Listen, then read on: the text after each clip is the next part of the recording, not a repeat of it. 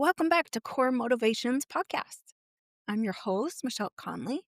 I'm a certified Enneagram coach and a Symbis marriage coach. And if this is your first time here, I'm so glad you found us. Welcome to the party. For those returning, thanks again for committing to growth through this podcast and the information shared. Can you believe it? Next week is Christmas. But it also means that 2025 is coming to a close. As an adult, it seems like everything is just passing by so fast. As a kid, I remember specifically summers feeling like years. Do you remember that? So I want to take a little detour because life can be so serious and so focused on getting all the things done, schedules, duties, and adulting. I thought we would make things a little more cash today. This reminds me of one of the Christmas services. I'm not sure if I said before, but I was a pastor. Anywho, different story, different time. I remember inviting everyone to wear their favorite Christmas slippers. So, you know what I'm going to say. Grab your favorite Christmas slippers or blanket and your favorite non alcoholic drink, and let's get into today's topic. So I'm sitting here in my space and I have Christmas lights and a candle going, and it's just a beautiful little environment that I've created. So I wanted to discuss some things that people do for Christmas or other holidays that are celebrated during this time of year. And of course, I have to bring in some talk about Enneagram types, especially those who really love Christmas time. So, ready? Let's get into it. Enneagram types that love Christmas. And I want to start with type 7. And I don't know about you, but for me, this is not a surprise. You see, sevens have the motivational need to experience life to the fullest. They value a sense of freedom and focus on optimism, being inspired, and taking opportunities as they present themselves. Sevens, they approach life as an adventure and appreciate being playful and spontaneous. So, Christmas and sevens, they are truly the life of the party. They dive into every festival event from decorating to singing carols, fueled by the season's magic and possibilities for fun. Maybe you are familiar either because you know a seven or you yourself are a seven. And as they are so often eager to put up decorations early, sometimes right after Halloween, and they love fully immersing their surroundings in the holiday spirit. They thrive on social gatherings and they attend or even host as many events as they can. They truly are the life of the party, leading games and often the last to leave. And of course, the holiday movie marathons. This one might be a part of many of your family's traditions. Sevens even like things such as hay rides, where they go see neighborhood lights, and organizing and participating in gift exchange. I love the white elephant gift exchange. It could be so funny, and the competition part and the strategy to take someone else's gift that you wanted and have been eyeing. Do you have a seven in your life? Now, the one Enneagram type that kind of surprised me, but after really looking into it, it makes sense. Our beloved type sixes. Some core reminders: they value security and belonging, as this stems from the motivational need to be safe and prepared. So that means that they're loyal and Trust is important to them. They strive to be responsible and prepared at all times. And at their best, sixes are courageous and connected. So it makes sense to me that our type sixes find deep comfort in Christmas traditions, such as family gatherings and the stability it offers, making them anchors of holiday togetherness. They uphold traditions through classic Christmas elements like holiday carols, family dinners, and baking. They are the ones who make things happen, organizing gifts for mom, bringing the turkey, or making sure everything runs smoothly, fulfilling their role as supporters. They are big on community and connection as they enjoy communal activities like board games and sharing a sense of belonging. Can't leave out the rest of the gang. Type ones who are intentionally striving for the ideal Christmas. Type two, they become the elves. Type three turns the season into a successful project. Type four are about unique creativity. Type five, they research tradition and enjoy observing and thrive in an intellectual engagement. Type 8, they take charge, organizing events with smaller and more authentic gatherings. And finally, type 9, they value connection and relaxation, cozy, low stress activities like watching movies and being with family. This is my guy to a T. My family, we have some traditions.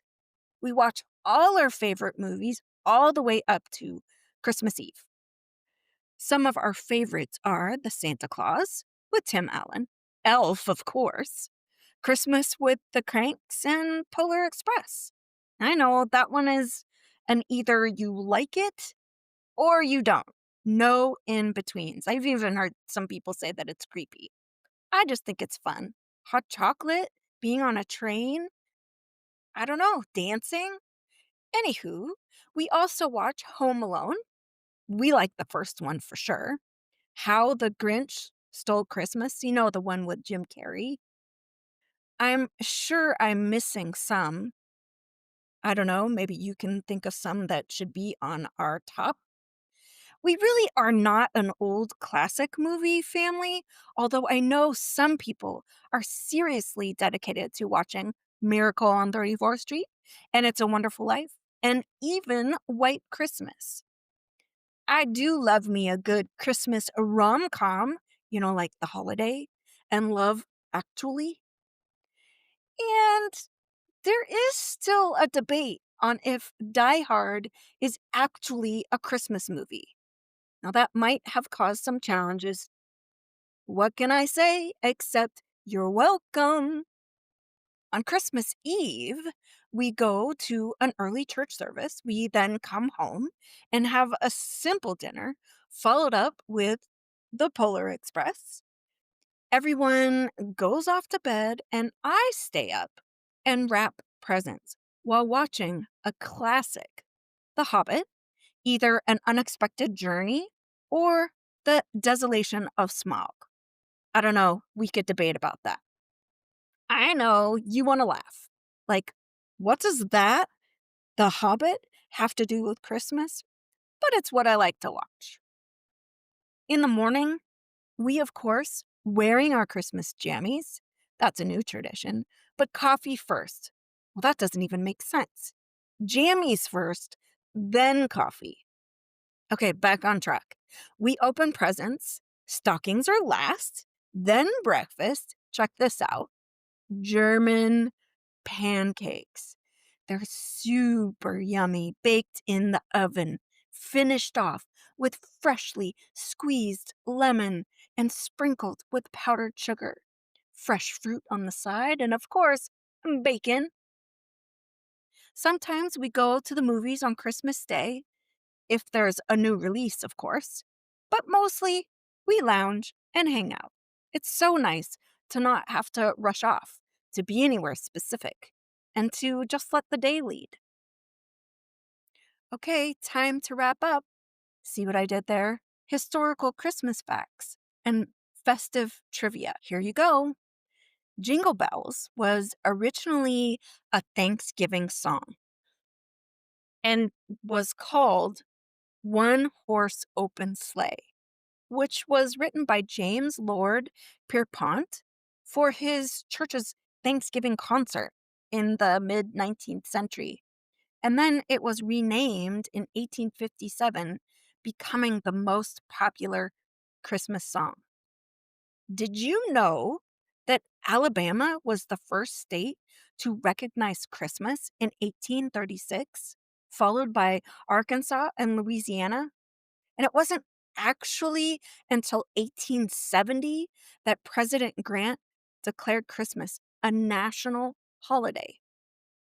The first artificial Christmas tree was made from dyed goose feathers dating back to the early 1800s in Germany. The largest floating Christmas tree is in Brazil. It stands 278 feet. I can't even comprehend that. Bing Crosby's White Christmas is the best selling Christmas song of all time, selling over 50 million copies worldwide. For some of my 80s friends, the Rubik's Cube was the best selling Christmas toy in 1980. It sold for $1.99, and today it retails for approximately $10. Man, you guys are getting ripped off. So sorry. Check this out. The first Christmas postage stamp, it was released in 1962.